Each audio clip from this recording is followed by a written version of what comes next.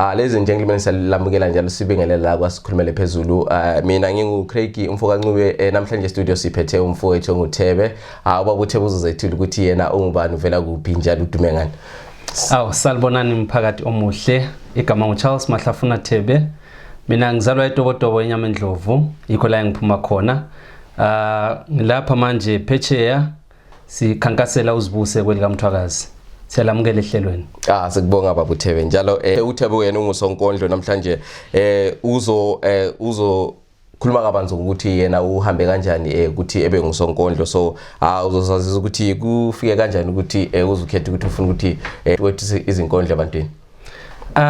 Okunye kulesiphiwo.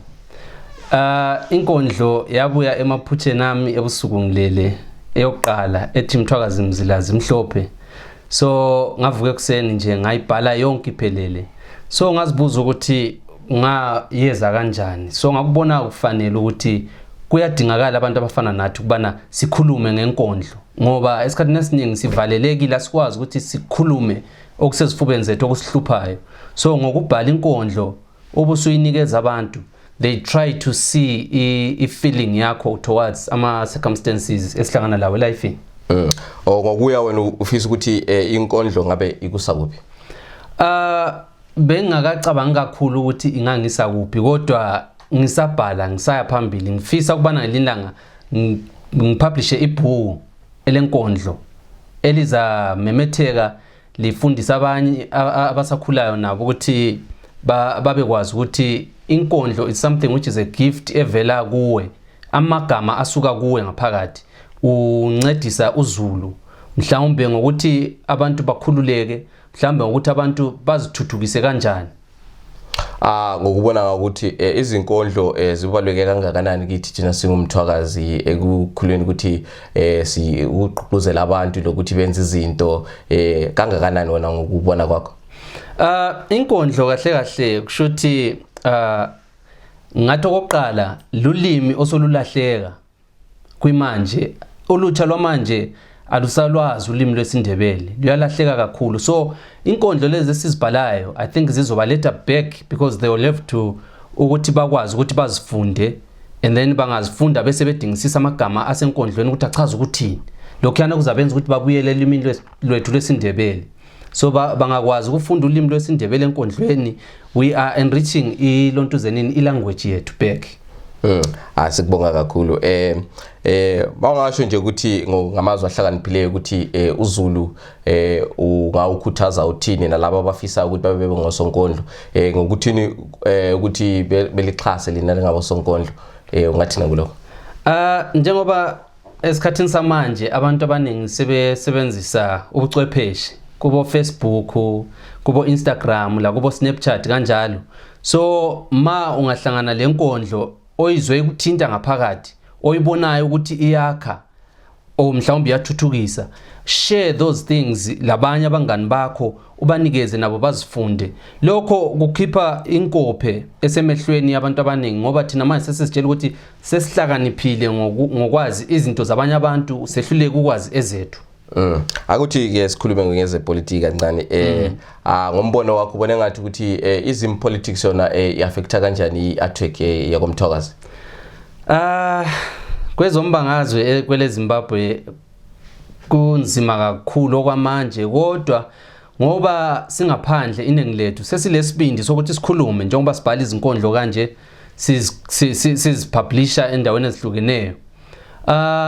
Kusho ukuthi kuyanikeza abantu isibindi, ngoba sike sabona ubudlongdlongo obubekhona ekhaya eminyakeni edluleyo bekungenzeki, kodwa okunye kutholakala kuzona lezi inkondlo esizibhalayo kuyanikeza uZulu ukuthi avuke emaqandeni lapha lele khona, ngoba abantu bakithi after ukuhlaselwa kwegugu round abantu abaningi bathi asisoze sibambane lento zepolitics, sizosishiyela laba aba interested, thina abaningi sizosishiya kunjalo, umuntu nomuntu aziphilela impilo yakhe. Ikanti ke mawuhlala ungasekho interested entweni ezinjengalezo, you are automatically affected lawe ngokuthula kwakho.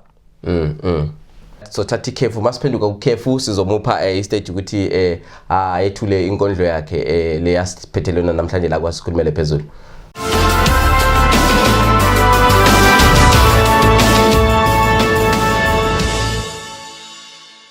bakwethu ngizolishayela inkondlo engilibhalele yona ngilibhalela ukubana ngilikhuthaze ngozibuse kaMthwakazi. UMthwakazi lo ulilizwe esilitshelwe inkosi uMzilikazi lo lobhengula. Nanti lethole selitholakele elingubulelani. Ubana manje sivuselele bantu bakithi sizivuselele kanye lathi ngoba akekho omunye umuntu ozabuya ezosithuthukisa ezizweni zakithi. Siyahlupheka yebo kodwa thina yethu kumele sizikhulule ebulenjini obungabe businamathele. Nansi inkondlo engilibhalele yona. Ngicela lidingisise ngaphakathi wenu mali lalela le inkondlo ukubana singenza kanjani ukubana sithola amaphuzu okuzithuthukisa ezindaweni ezihlukeneyo uMthwakazi wonke ilizwe lijikelele.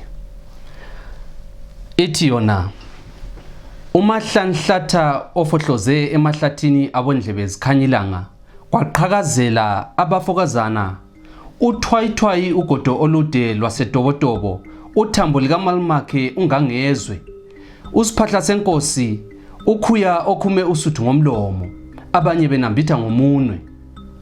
Umahlafuna kagasa ohlafune udaba lukaMthwakazi ngenkondlo ovele ngentamo phakathi kwamangisi elungisa uyisemkhulu umkhithika umbamba majozi umkhonto gavigazi odwetshwe isilo sakubulawayo umzilikazi kaMashobane owakhe isizwe ngezinye izizwe ngobuhlakani umhlambi kaZelusile abababaze emazweni ngokuswela umelusi bawuchithize ngodlakela la inketha bechabi yasempumalanga kwelikaMthwakazi. Osowethu bathe bewela umfula mina ngawela ulwandle ngiqanise intaba ngithungatha ulwazi lokuthuthukisa uMthwakazi ikusasa lisezandleni zethu. Zahamba insizwa kwasala izibongo akupha amajaha asezansi wozani lina zibongo sibonisane inkululeko yikusasa lethu. Maye mbulali lo mncindezeli ulibambe lingakushoneli usemangweni. Ufuthelene uyathuthumela uMthwakazi ujame okwenyathi ezeleyo kuyeza ukugedla kwamazinyo azozishobengela amagwala. Zisemazweni izizukulwane zikaMthwakazi zithungatha ulwazi ukukhalipha lentuthuko ezizayibhodlela ebandla lakomhlanhlandlela zithuthukise isizwe sethu.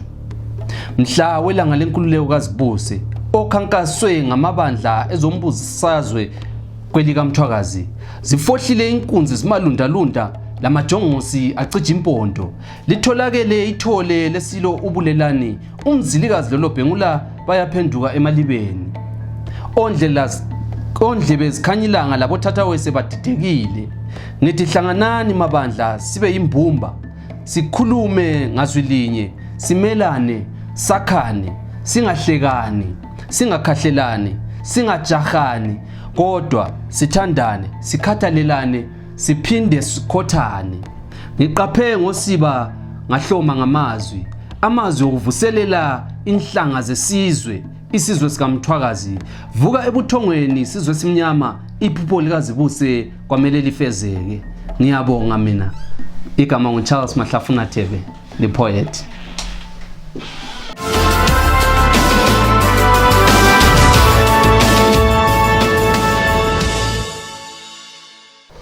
Sibonge kakhulu baba uThebe manje ukuthi abalandeli bakho ucabanga ukuthi bangakulandela ukuthi mabefuna umsebenzi wakho.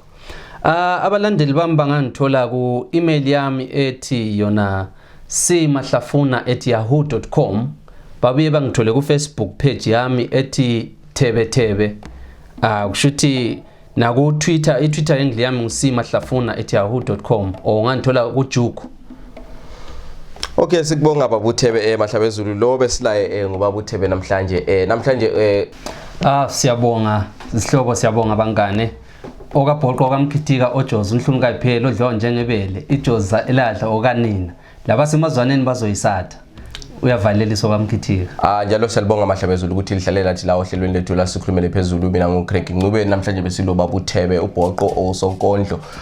Mahlabezulu makukhona ukuthi elifisa ukuthi ngabe sikhulume ngakho ku episode ezayo shiyani ama comment wenu ngaphansi njalo abafuna ukuthi bexhumane nathi lingaxhumana nathi ke kwasikhulumele phezulu@yahoo.com. Sizafaka i-email yethu ohlelo lethu salibonga.